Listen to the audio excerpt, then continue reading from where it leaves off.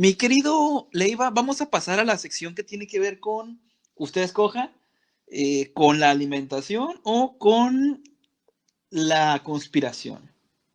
¿Cuál escoge? Me da igual. La conspiración me da mucha risa. Pero me da igual, o sea, no. Es más mito y leyenda que realidad, lo de la conspiración. Pero si quieren por ahí, adelante. Bueno, vamos a empezar por la conspiración. Hay quienes afirman que los judíos son quienes mueven los hilos del mundo desde las sombras. ¿Esto tiene sentido para usted?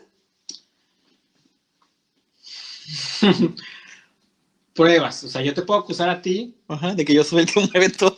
Que eres el que mataste a Colosio. Y sabía que ibas a decir a Colosio, viejo. Pero si no tengo pruebas, o sea, entonces, sí es verdad que hay muchos judíos que tienen mucho dinero, no lo puedo negar.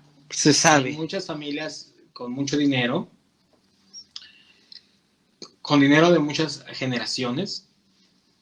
En Europa, cuando los judíos vivían en Europa antes de la Segunda Guerra Mundial, y cuando llegan a Europa los judíos, no se les permitía tener propiedades, ni cargos públicos en el gobierno, ni estar, a veces en muchos países ni siquiera estar en el ejército. No se les permitía estar en el ejército, no se les permitía tener cargos públicos en el gobierno, y no se les tenía a veces ni siquiera tener propiedades. Entonces, puro renta. Entonces, ¿qué hacían los judíos?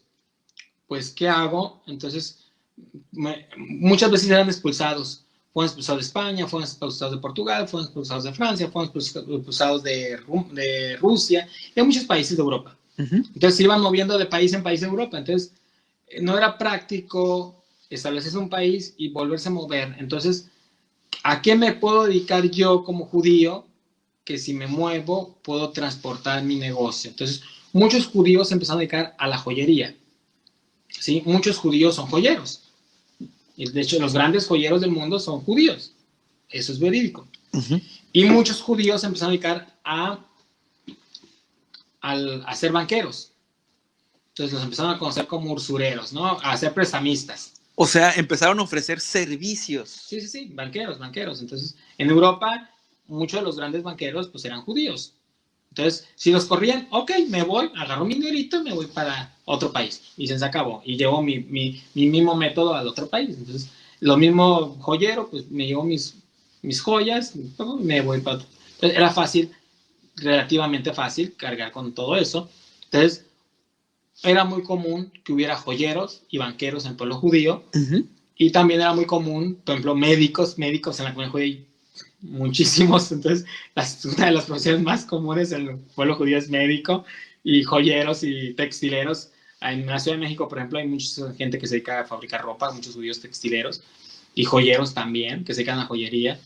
Entonces, por tal motivo, obviamente adquirieron un valor económico muy alto, o fueron creando fortunas muy altas. Entonces, sí son dueños de bancos, de muchos bancos internacionales. No todos los judíos, pero algunas familias judías de muchas generaciones, pues obviamente tienen dinero, y no quiere decir que todos los judíos sean millonarios, sino son algunas familias que tienen dinero, que han trabajado por generaciones, y es una fortuna que se las heredó a sus abuelos, y ellos lo que han hecho, pues acrecentarla. Esto lo relacionamos con la teoría del sionismo. Así es. Platícanos un poquito más del sionismo, que ya casi vamos llegando hacia esa parte, ¿no? El sionismo en Europa fue una época muy difícil para todos los judíos, puesto que no eran muy bien vistos. Inclusive en Europa tenían ciertas juderías, ciertos barrios donde ellos se iban asentando. O sea, no es como el judaísmo a veces ahora, que tenían que irse. Muchos judíos se esparcían, no, todos vivían en una sola área. Si vas a Toledo, o vas a Sevilla, o vas a cualquier parte de Europa, vas a encontrar todo un barrio judío. El barrio judío. El barrio judío. Entonces, todos vivían ahí adentro. Entonces, por tal motivo, los judíos siempre estaban unidos, porque siempre eran atacados. En Francia ocurre algo muy particular con el caso Dreyfus. Francia siempre ha habido mucho antisemitismo, hasta la fecha. Yo no puedo ir con una kipá en la calle ahorita en París porque me insultarían o me golpearían. hay mucho temor de los judíos de Francia, sobre todo los de París. ¿Quién era el señor Dreyfus? Bueno, era un militar judío que había logrado llegar a ser general. De ejército francés. De ejército francés, siendo judío, y nunca había llegado un judío a un nivel tan alto. Y eso le había ocasionado ciertas envidias. Hubo un asesinato, tengo entendido, y lo acusaron a él. Y a pesar de que todas las pruebas apuntaban que él era inocente, lo declaran culpable. Entonces le pasa lo que pasó aquí en México en el documental, no sé si vieron Presunto Culpable, que tenía todas las pruebas que era inocente, pero manipulan las pruebas para que parezca como culpable. En esa época fue Herzl, que es el padre del sionismo, va y se da cuenta que no es Dreyfus el problema. El problema es que él era judío y que no era contra él, era contra el pueblo judío el problema. Que mientras que no estuvieran en un estado judío, siempre iba a pasar eso. O sea, él lo tuvo muy claro cuando vio la situación, que a pesar de que era inocente, lo estaban culpando, ocupaban un chivo expiatorio para darle un escarmiento a los judíos de Francia. Entonces dijo, no, nosotros realmente necesitamos un estado judío. Entonces Herzl empezó a llamar a todos los judíos de Europa, a todos los judíos de dinero, porque muchos judíos de Europa en esa época muchos habían amasado fortunas. Obviamente estaban los Rothschild, que eran banqueros. ¿Y son todavía? Y muchos judíos de mucho dinero. Y los mandó a llamar, hizo una convención donde fueron todos, fue el primer congreso sionista, donde propuso el himno nacional de Israel, que es llamado Haftiba, que hasta la fecha está, y propuso la bandera de Israel. Y les dice esto, nos están persiguiendo, entiéndanos, en Europa nadie nos quiere, no tardan que nosotros nos corran de Europa. O sea, ya venían viendo el odio hacia el pueblo judío. Entonces dijo, tenemos que salir de Europa. Eso es antes de la Segunda Guerra Mundial. Entonces, ya tenían un himno, ya tenían una bandera, ya empezaron a juntar fondos para formar un estado. Habían pensado en comprar una parte de Argentina o comprar la isla de África en Madagascar, la isla de Madagascar. A la derecha del continente, de la masa. También pensaron en las dos Baja Californias. Baja California Norte y Baja California Sur también fue una posibilidad de comprar. La península estado. Porque estamos hablando de 1920, veintitantos, y era una época donde Baja California, las dos Baja California no había ciudades, eran pueblitos, y literalmente se las iban a vender a nada. Entonces, era la fortuna de los judíos banqueros de Europa comprándole a México las dos Baja Californias. El terreno que no usa. Bueno, no usaba. Gracias a Dios, los rabinos dijeron no. Si vamos a regresar, tenemos que regresar a la tierra de Israel, a Eretz Israel, ¿sí? A Jerusalén. Y se enfocaron en Jerusalén. Entonces pasa lo que tuvo que pasar en la Segunda Guerra Mundial, y hay un lema que tenemos los judíos, en hebreo es Gam Su Letová, que es todo es para bien. Y viendo la parte buena del Holocausto, realmente gracias a ello se formó las Naciones Unidas, y gracias a las Naciones Unidas se pudo votar a favor del Estado judío, que fue el Estado de Israel. Y ese mismo día que se declaró en la ONU el Estado judío, se declaran los 6 países que colindaban con Palestina, porque en ese tiempo se llamaba Palestina y era el protectorado británico. Se declaran los 6 países alrededor de Israel, declaran la guerra. Entonces, el sionismo, hay mucho cuento chino por un libro que hay por ahí que se llama El Priorato de los Sabios de Sion. Los protocolos de los sabios de Sion. Creo que es un libro de origen ruso realmente, no nada que ver. Que no es escrito por judíos, es escrito por gente no judía, que es parte de su imaginación, que sí, cierto, parte es verdad, se puede decir, que habla sobre los judíos que tenían el control. En parte es verdad porque muchos judíos eran banqueros y tenían poder económico y, o sea, es decir, soy el dueño, no sé, ahorita de Vancomer, pues sí tienes el control, o sea, todo el mundo. Entonces, tan solo en la Primera Guerra Mundial, Alemania tuvo que pedir prestado a los bancos para solventar los gastos de la guerra. ¿Y quién eran los dueños de los bancos en Alemania? Los judíos.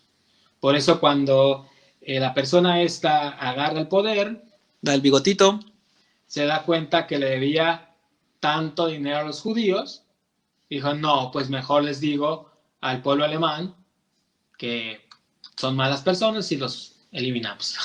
De alguna manera, lo que este político alemán quería era, pues, no te puedes expropiar la deuda, simplemente te destruyo y ya no hay a quien pagarle deudas, ¿no? Y te destruyo contigo, con toda tu familia para que no haya quien me cobre.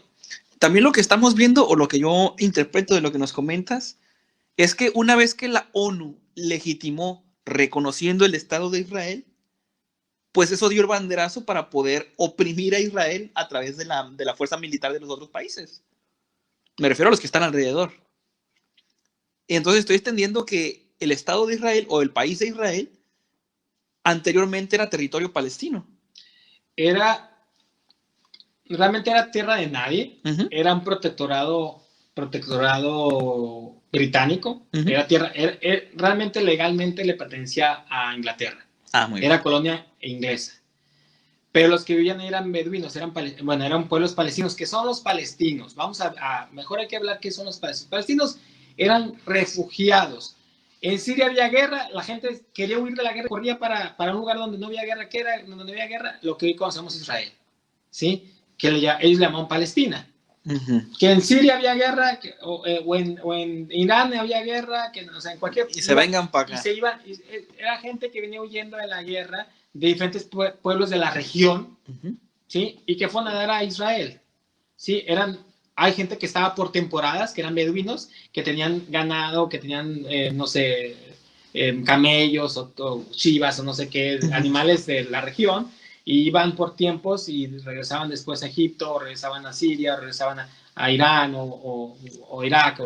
Al ser tierra de nadie, me imagino que no había que pagar impuestos, tú podías construir con lo que tú encontrabas, es decir, era una oportunidad para rehacer tu vida. No había un país como tal estructurado, se llamaba Palestina. Palestina es el nombre, o sea, oficial que tenía, ¿sí? Porque eran los palestinos eran realmente los palestinos son una mezcla de... En Israel hasta la fecha hay palestinos, están al norte de Israel hay una parte de Palestina pegado con Siria, y al sur, pegado con Egipto, hay otro grupo de palestinos, sí, al sur, pegado al Sinaí. Los del norte, actualmente los palestinos del norte, no tenemos en Israel no hay ningún problema, son se puede decir, nuestros primos buenos. Son israelíes, pagan sus impuestos, no les importa convivir con los judíos, ni los judíos con ellos. El problema ahorita son con los palestinos que están en la franja de Gaza, que son la parte del sur, pegada con Egipto, que son los palestinos, ahora sí que los malos, son los guerrilleros los que están protegiendo grupos terroristas como Hamas, como Hezbollah. Por favor, ya no pronuncies grupos de ese tipo porque nos bloquean el canal. Perdón. Perdón. Son Digo, corregamos el riesgo. Perdón, el comercial. Son los que protegen, grupos, este tipo de grupos, y con eso con lo que hay problema actualmente, realmente. Por esa unión que tienen, por esa relación de cooperación. Palestina realmente no es o sea, son árabes, los palestinos son árabes que vienen de todos los países, y no todos los palestinos son musulmanes. Hay palestinos cristianos que vienen de Armenia, que vienen de Marruecos, no sé, de cualquier otro país árabe. Algunos palestinos son cristianos, no todos tienen que ser musulmanes, no todos son musulmanes. Entonces, ese es el conflicto. Muy bien. Y hay una pregunta del público que también tiene que ver con esto en la conspiración. Dice el señor Mario Salvador Cervantes, ¿Hay medicamentos o procedimientos médicos que no se permitan en la tradición judía? Y transfusión sanguínea, trasplante de órganos. Transfusión sí se permite. Hay un pikuach nefesh, decimos en el judaísmo, hay un precepto que se llama salvar la vida. Es muy, muy importante el judaísmo y no se refiere a la vida, cualquier vida, no se refiere específicamente a la vida judía. Si tú eres judío y vas por la calle y miras que una persona está muriendo, tienes la obligación, o sea, deja a un lado la religión, deja a un lado la creencia, o sea, tienes que salvar la vida de esa persona, no importa si es del color que sea, del pueblo que sea, de la nacionalidad que sea y de la religión que sea, tienes que salvar la vida de esa persona.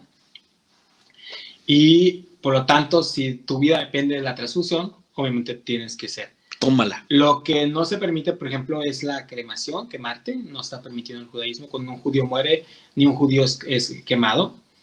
La autopsia tampoco está permitida, una autopsia, a menos que sea necesaria para un asunto legal, para aclarar un crimen o algo así. Tendría que tener una autorización rabínica para que esa persona sea tratada quirúrgicamente con la autopsia. ¿Qué otras cosas? En los grupos más observantes no hay anticonceptivos, no se les permite a las mujeres usar anticonceptivos, son los más religiosos. Ni a los varones. No. En momentos más modernos, como reformistas, conservadores, sí se les permite anticonceptivos. ¿Qué otras cosas? No, porque no hay más medicamentos, no hay, todos son permitidos. Procedimientos médicos, pues ya los dije, la autopsia. Sin decir la palabra. ¿Los judíos o el Estado de Israel, sí o no? En el bracito. No, claro que sí. Está, eso ya cuida la palabra. Cuida las dos palabras. Sí, no. Estamos hablando de pikuach nefesh, salvar la vida. Entonces, si es necesario esto, y esto te va a dar tranquilidad para salvar la vida, entonces, bueno, no es salvar el alma, más bien nefesh viene del alma. Nefesh, ajá. Entonces, se traduce, la traducción correcta es salvar el alma. Entonces, si la Torah dice, y vivirás por ellas, no morirás por ellas. Entonces, una persona que está muerta no puede cumplir la Torah. Entonces, tienes que estar vivo. Entonces, si no cuidas tu salud, o sea, no puedes cumplir los mandamientos, no puedes cumplir la Torah. Entonces, por tanto, los rabinos han determinado que es imprescindible hacer eso. Protegerse y tomar las medidas sanitarias que pide el gobierno y hacer lo que médicamente es correcto y que todo el mundo está haciendo y que tiene que hacer. Entonces, sí está permitido, no hay ni un impedimento, inclusive los rabinos lo están prácticamente hasta exigiendo. Lo están enérgicamente promocionando. Ellos mismos han ido a poner el ejemplo y se han ido a sentar y se ha grabado para que son personas con un impacto social muy fuerte dentro de la población judía y que si ellos lo hacen, pues todos los demás, ¿por qué no? Ahora, la pregunta opuesta a lo que comenta Mario sobre procedimientos no permitidos sería, hay rumores, se ha dicho, hay incluso libros, hay mucha gente que dice que los judíos tienen técnicas médicas más avanzadas o más eficientes para ciertos tratamientos y enfermedades que la ciencia común no posee. No sé si usted quiera comentarnos algo al respecto. El Estado de Israel es un estado con una tecnología obviamente avanzada. El USB, como lo conocemos, fue inventado en Israel. ¡Wow! Entonces, Israel invierte mucho dinero en la ciencia, muchísimo dinero. Entonces, hay mucho científico en Israel. Entonces, prácticamente es muy fácil obtener la ciudadanía en Israel si eres científico. Y hay muchos avances médicos al nivel de Alemania, al nivel de Estados Unidos, en Israel. Por ejemplo, ahorita ya hay pastillas para controlar lo cuidado. que hay ahorita. Ya sé. Para las enfermedades que nos pueden hacer daño. Entonces, ya está, inclusive ya llega al nivel que ya hay pastillas. Entonces, o sea, al nivel de avanzado que está, cuando aquí estamos en otra cosa. Uy, tengo miedo, no hables más. Otra cosa. Entonces, hay sí, tratamientos para el cáncer, por ejemplo, que sean... Sí, sí hay tratamientos. Entonces, yo no me enfoco, o sea, no estoy en ese tema, empapado en ese tema, pero sí sé que de las universidades de Jerusalén y Haifa, de Tel Aviv, son médicamente hablando y científicamente hablando, están muy, muy avanzadas. He conocido personas científicas, judíos científicos que están tan solo así que siempre en los premios Nobel. Sí, cierto. Siempre en la lista hay judíos. O sea, siempre, cada año, tenemos 3, 4 judíos ganando premios Nobel. ¿Qué tan cierto es que Hollywood también es manejado por judíos y que es una propaganda sionista? No, pero sí es cierto que hay mucho judío trabajando en Hollywood. O sea, como también hay mucho latino, como también hay mucho italiano. Pero los latinos sí estamos haciendo ahí, intentando conquistar, ¿eh? Sí, pero hay mucho. O sea, a lo mejor no, o sea, a lo mejor no de actores, a lo mejor hay muchos directores, productores, camarógrafos, tal, pero hay muchos. O sea, en suma, o sea, hay todos. Entonces, lo mismo pasa en Hollywood. Pues hay muchos directores judíos, muchos actores judíos, muchos, obviamente, como hay muchos directores judíos, pues van a jalar a gente que trabaje bien, obviamente. Y qué mejor que jalar a quien es parte de tu tradición, digamos. Pues si trabajan bien, pues adelante. No, a veces no importa si es judío o no. O sea, es como yo, por ejemplo, yo me dedico a la comida y a la cocina y digo, le voy a dar trabajo a él porque es cocinero, pero sabes que tiene un sazón pésimo, pues por muy judío que sea, si guisa insípido, pues prefiero contar a esta persona que no es judía, pero guisa muy rico. Muy bien.